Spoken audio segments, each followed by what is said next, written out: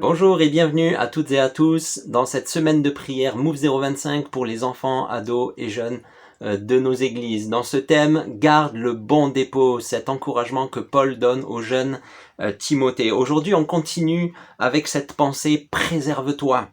En lisant 1 Timothée 6, versets 10 et 11, « Car l'amour de l'argent est une racine de tous les maux, et quelques-uns, en étant possédés, se sont égarés loin de la foi, et se sont jetés eux-mêmes dans bien des tourments.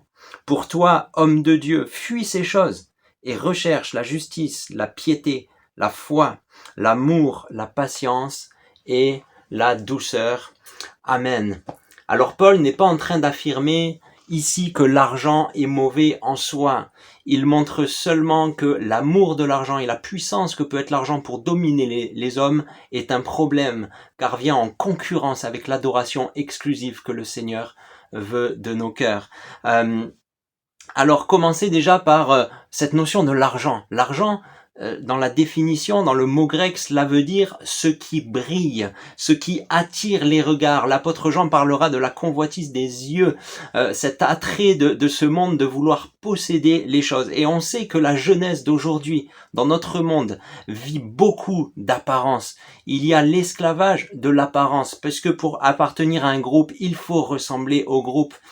Pour être accepté des autres, il faut briller de la belle tenue comme la star qu'on voit à la télé. Il faut briller avec le dernier iPhone, etc., etc. Et tout cela, ça coûte de l'argent. Et derrière, il y a la puissance de l'argent, comme Jésus le dit, maman, qui dirige tout cela et qui domine. Et combien il y a de tourments, malheureusement, souvent dans les familles, entre les adolescents, les jeunes, les parents, parce que c'est les parents qui financent tout ça, n'est-ce pas?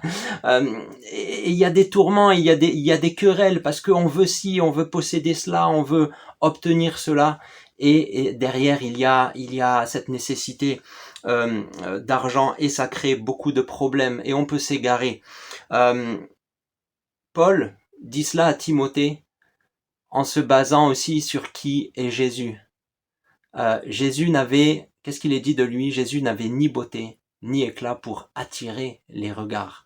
Mais par contre, quand Jésus était là, il a brillé par cette richesse spirituelle qu'il donnait aux autres, dans l'amour, dans la compassion, en guérissant les malades, en délivrant ceux qui étaient captifs. Et on voit que Paul dit à Timothée dans cet encouragement de fuis ces choses, car en étant possédés, certains se sont égarés. Et être possédé, c'est avoir ce profond désir, avoir cette aspiration profonde à posséder ces choses.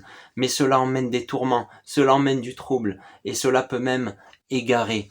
Alors, l'apôtre Paul dit à Timothée, fuis ces choses. Renonce-y, préserve-toi des attraits de ce monde et recherche ardemment de tout ton cœur les richesses spirituelles.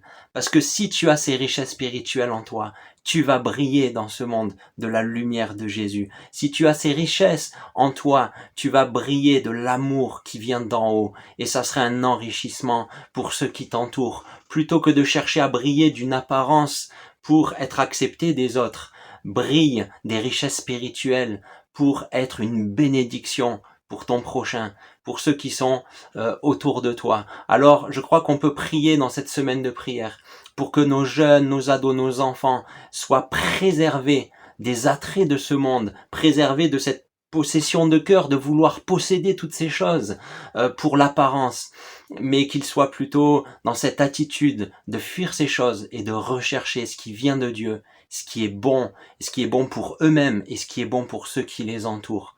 Amen, que Dieu vous bénisse.